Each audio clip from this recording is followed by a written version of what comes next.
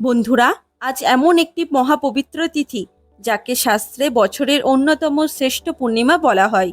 কারণ এটি শুধু গুরু পূর্ণিমাই নয়, 2026 সালে এই পবিত্র তিথি পড়েছে শ্রাবণ মাসে।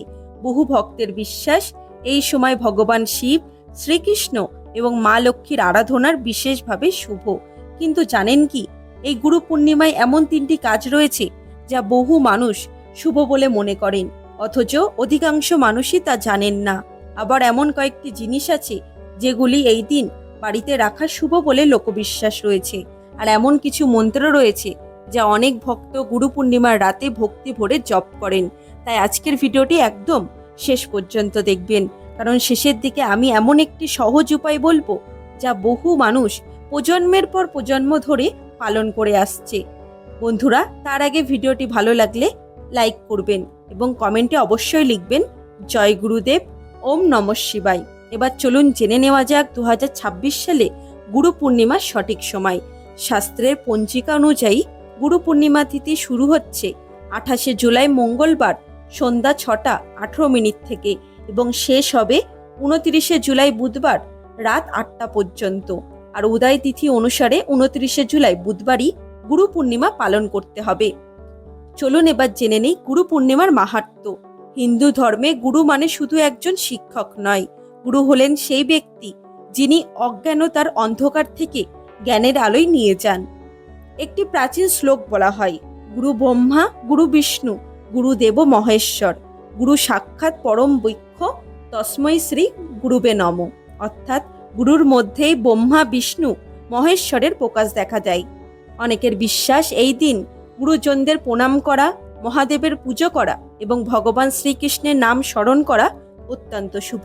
কিন্তু এখন প্রশ্ন হলো, এই দিন কি কি করা শুভ বলে মনে করা হয়? চলুন একে একে জেনে নেওয়া যাক। 1. গুরু এবং ঈশ্বরকে প্রণাম। দিনের শুরুতেই স্নান করে পরিষ্কার পোশাক পরুন। প্রথমে আপনার গুরু, বাবা মা বা বয়োজ্যেষ্ঠদের প্রণাম করুন। যদি আপনার দীক্ষাগুরু থাকেন তাহলে তাকে স্মরণ করুন।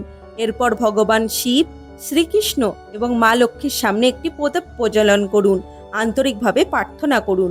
অনেকের বিশ্বাস এই দিন কৃতজ্ঞতা প্রকাশ করলে জীবনে ইতিবাচক শক্তির সঞ্চার হয়। 2. তুলসী পাতার বিশেষ উপায়। বন্ধুরা, শাস্ত্রে তুলসীকে অত্যন্ত পবিত্র বলে বর্ণনা করা হয়েছে।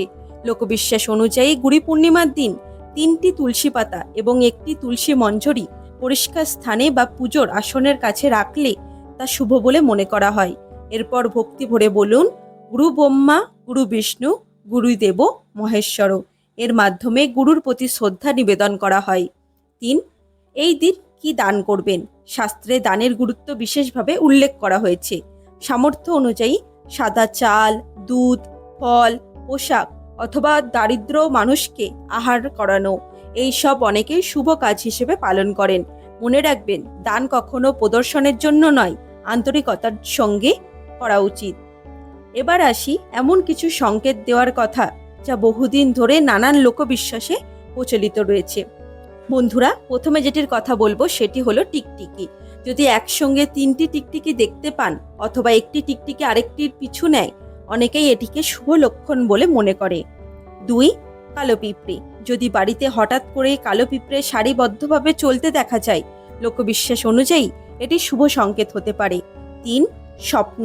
স্বপ্নে ঝাঁটা, পেঁচা, টাকা বা অন্য শুভ প্রতীক দেখতে পান, অনেকেই একে সৌভাগ্যের ইঙ্গিত বলে মনে করেন। 4. শঙ্খধ্বনি। বারবার শঙ্খের আওয়াজ শোনা অনেক ভক্ত শুভ বলে মনে করেন। 5. পাখির বাসা। যদি চড়াই, পায়রা বা ঘুঘু আপনার বাড়িতে বাসা বাঁধে, তাদের অযথা বিরক্ত না করে যত্ন নেওয়ার পরামর্শ দেওয়া হয়। বন্ধুরা, এখন আসছি আজকের ভিডিওর সবচেয়ে গুরুত্বপূর্ণ অংশে, তাই এই অংশটি একদমই মিস করবেন না।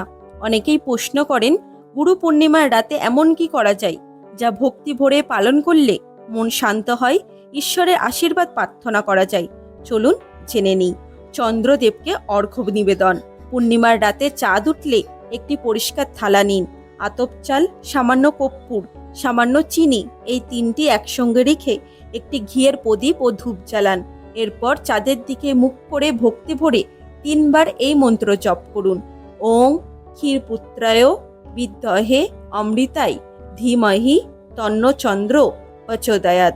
অনেক ভক্তের বিশ্বাস এই প্রার্থনার মাধ্যমে তারা মানসিক শান্তি ও শুভকামনার প্রার্থনা করেন।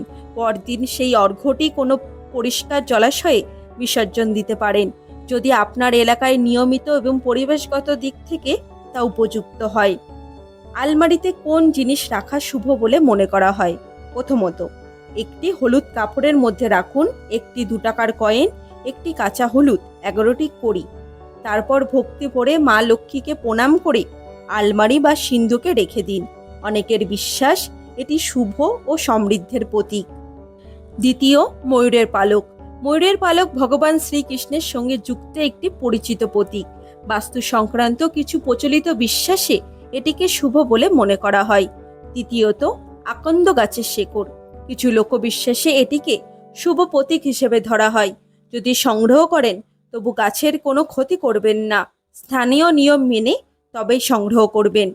মানিব্যাগে কি রাখা যায়? অনেকেই বৃহস্পতিবার পুজোর পর তুলসী মঞ্জরি অথবা তুলসীর শুকনো শিকড় একটি পরিষ্কার লাল কাপড়ে বেঁধে মানিব্যাগ বা অর্থ রাখার স্থানে রাখেন।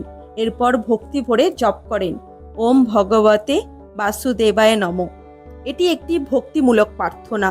এর ফল সম্পর্কে বিভিন্ন মানুষের বিশ্বাস ভিন্ন হতে পারে। চলুন বন্ধুরা, এখন আলোচনা করব আজকের ভিডিওর সবথেকে আকর্ষণীয় পার্টি।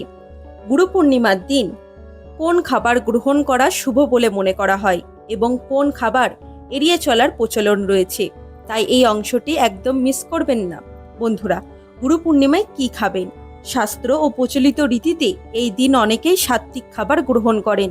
যদি ব্রত পালন করেন তাহলে ভগবানকে নিবেদন করার জন্য আতপ চাল, মুগ ডাল, আলু, ঘি, বিভিন্ন সবজি দিয়ে নিরামিষ ভোগ রান্না করতে পারেন। ভোগ নিবেদন শেষে পরিবারের সবাই প্রসাদ হিসেবে গ্রহণ করতে পারেন। এছাড়া অনেক ভক্ত এই দিন নারকেল, শ্রীফল প্রসাদ হিসেবে গ্রহণ করেন। লোকবিশ্বাস অনুযায়ী এটি শুভ ও মঙ্গলজনক বলে মনে করা হয়। বন্ধুরা, কোন কোন খাবার এড়িয়ে চলবেন? যারা ব্রত বা পুজো পালন করেন তারা সাধারণত এই দিন এড়িয়ে চলবেন মাংস, মাছ, ডিম, মদ্যপান, পেঁয়াজ, রসুন এবং অন্যান্য তামসিক খাবার। অনেকের বিশ্বাস সাত্ত্বিক আহার ভক্তি এবং সংযম বজায় রাখতে সাহায্য করে। বন্ধুরা, গুরু পূর্ণিমা শুধু একটি উৎসব নয়, এটি গুরু, জ্ঞান, ভক্তি এবং কৃতজ্ঞতার দিন। এই দিন গুরুজনদের সম্মান করুন, সৎ কর্ম করুন, সামর্থ্য অনুযায়ী দান করুন এবং ঈশ্বরের কাছে নিজের সকলের মঙ্গল কামনা করুন। আপনাদের সকলের 2026 সালের পবিত্র গুরু পূর্ণিমার আন্তরিক শুভেচ্ছা ও অভিনন্দন।